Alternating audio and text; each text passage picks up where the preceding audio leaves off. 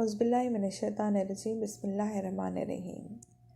ہم سب جانتے ہیں کہ جب ہم لوگ آخرت میں اٹھائے جائیں گے، جب ہم لوگ اللہ تعالیٰ کے سامنے کھڑے ہو جائیں گے، تب اللہ تعالیٰ ہم سب سے انصاف لینے والا ہے۔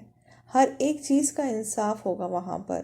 اللہ تعالیٰ ہر ایک چیز جو بھی دنیا میں ہم نے کیے ہیں، اللہ تعالیٰ ہر ایک چیز کا انصاف لے گا۔ صحیح بخاری شریف کی حدیث ہے، اللہ تعالیٰ فرماتے ہیں کہ میں خود حضور صلی اللہ علیہ وسلم نے فرمایا کہ اللہ تعالیٰ پرسنلی ہر ایک انسان کا حساب لیں گے۔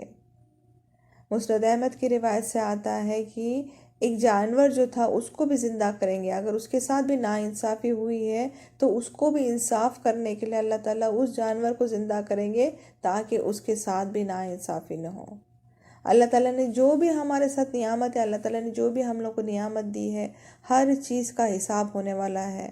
اللہ نے ہم لوگ کو عزت دیا ہے، صحت دیا ہے، شہرت ہے، تندرستی ہے، مال ہے، دولت ہے، اولاد ہے، ٹائم ہے، ہر ایک چیز کا اللہ تعالیٰ ہمارے سے حساب لیں گے۔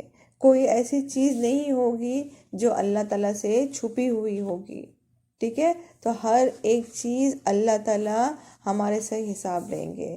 صحیح مسلم کی حدیث ہے، حضور صلی اللہ علیہ وسلم نے فرمایا آخرت کے دن بندوں کا حساب لیا جائے گا، ٹھیک ہے؟ بندوں کا حساب لیا جائے گا۔ جو بندے لوگوں کی دنیا میں جو چغلی کرتے تھے، گالی گلوچ کرتے تھے، غیبت کرتے تھے، برائی کرتے تھے، جھوٹ بولتے تھے، بہتان لگاتے تھے، ہر ایک انسان کا حساب کتاب لیا جائے گا۔ اللہ تعالیٰ فرشتوں سے کہیں گے کہ اب نیکیاں، اب جس نے ایکچوئل میں یہاں پر جیسے دنیا میں اگر ہم لوگ کچھ برا کرتے ہیں یا کچھ کرتے ہیں تو ہم لوگ کسی کو کچھ پیسہ دے کے یا کچھ بھی دے کر ہم لوگ ان سے ڈیل کر سکتے ہیں، پر وہاں پر کیسا ہوگا آخرت کے ٹائم پہ؟ اگر وہاں پر ہمارا ٹرانزیکشن کرنا ہے تو ہمارا ٹرانزیکشن کس طریقے سے ہوگا؟ ہمیں اپنے اچھے اعمال، نیک اعمال دوسروں کو دینا پڑے گا جب ہمارا ٹرانزیکشن کلیئر ہو جائے گا، ٹھیک ہے؟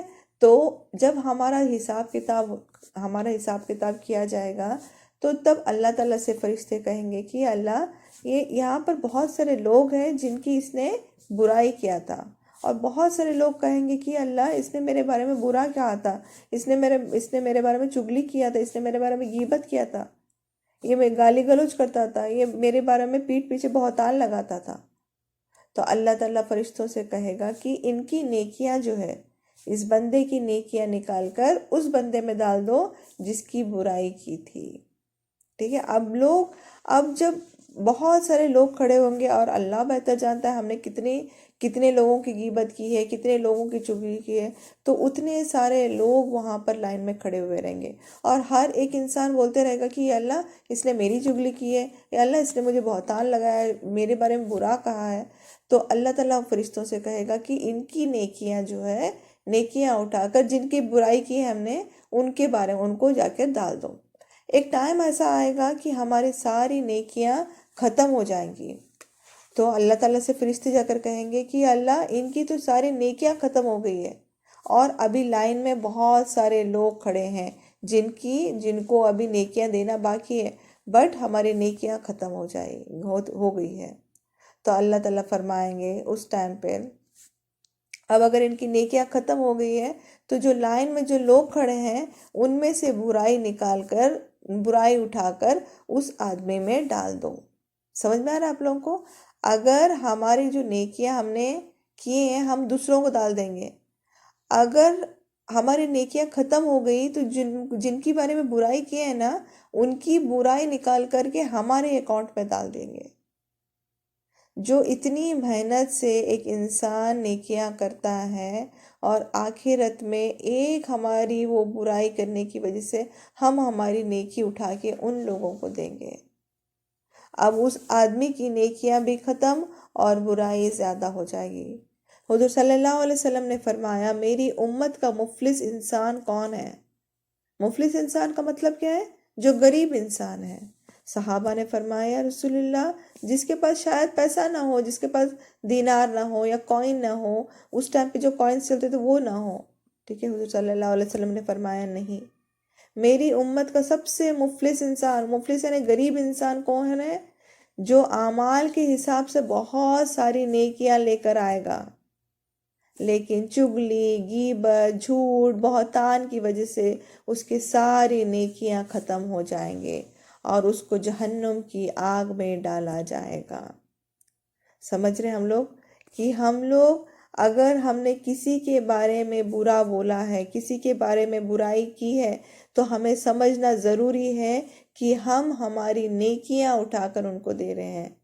آج ہم لوگ ایک نیکی کمانے کے لیے دنیا میں کتنا ٹائم لگتا ہے، ہم لوگ کو کتنی محنت کرنی پڑتی ہے ایک نیکی کمانے کے لیے، اور انفارچونیٹلی ہم ان کے بارے میں برائی کرتے ہیں، غیبت کرتے ہیں، چگلی کرتے ہیں، اور ہم ہماری نیکیاں اٹھا کر ان کو دیں گے۔ میں آپ کو ایک چھوٹا سا اگزامپل دیتی ہوں تو آپ کو بہت اچھی طرح سے سمجھ میں آئے گا۔ آپ کے پاس سمجھو ایک چھوٹا سا پاٹ ہے یا ایک گلاس ہے، ٹھیک ہے؟ آپ کیا کر رہے ہیں؟ آپ جو بھی نیکیاں کرتے ہیں اس گلاس میں ڈالتے جا رہے ہیں، ٹھیک ہے؟ جو بھی نیکی کر رہے ہیں آپ اس گلاس میں ڈالتے جا رہے ہیں، یہ سوچ کر کہ میں وہ اس گلاس میں بھرتے جا رہی ہوں تاکہ وہ گلاس بھر جائے گا اور میرے کو وہی گلاس جو ہے وہ آخرت میں کام آئے گا۔ بٹ انفارچونیٹلی آپ نے اس گلاس کے نیچے ایک چھوٹا سا ہول بنا دیے ہیں۔ جو آپ نیکیاں کر رہے ہیں وہ نیکیاں نیچے سے ڈرین ہوتے جا رہی ہے۔ وہ کس طرح سے کیسے ڈرین ہو رہی ہے؟ ہم لوگ چگلیاں کر کے، برائی کر کے، غیبت کر کے، بہتان لگا کر، زبان کا غلط استعمال کر کے اس ہول کو بنا کر رکھے۔ جتنی نیکیاں کرتے جا رہے اور نیکیاں نیچے سے ڈرین ہوتے جا رہی ہیں۔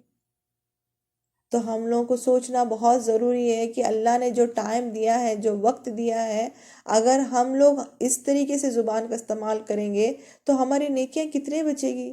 ہم تو اللہ سے دعا کرنا چاہیے کہ اللہ ہمیں اس مفلس میں نہ کاؤنٹ کرے کہ ہم اتنے سارے، ہر ایک انسان سوچتا ہے کہ میں نے 50-60 ایئرس رہ کے بہت سارے نیکیاں کمائی ہوں، انشاءاللہ جب میں اللہ کے سامنے کھڑی ہوں گی تو انشاءاللہ اللہ تعالیٰ کے سامنے میں کچھ بول سکوں گی۔ اگر ہمیں تب معلوم پڑ جائے گا کہ میری اتنے سارے چگلیوں کی وجہ سے یا برائی کرنے کی وجہ سے یا میری زبان کا غلط استعمال کرنے کی وجہ سے مجھے میرے اعمال اٹھا کے میں دوسروں کو دینے والی ہوں، تو سوچئے کیا حال ہوگا۔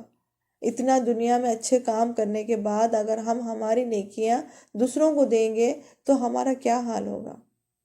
تو اللہ تعالیٰ سے ہم دعا کریں گے کہ اللہ تعالیٰ ہمیں اپنی زبان کی حفاظت کرنے والا بنائے اور ہمیں ہر برائی سے، ہر برے چیزیں کرنے سے اللہ تعالیٰ ہمیں بچائے۔ آمین۔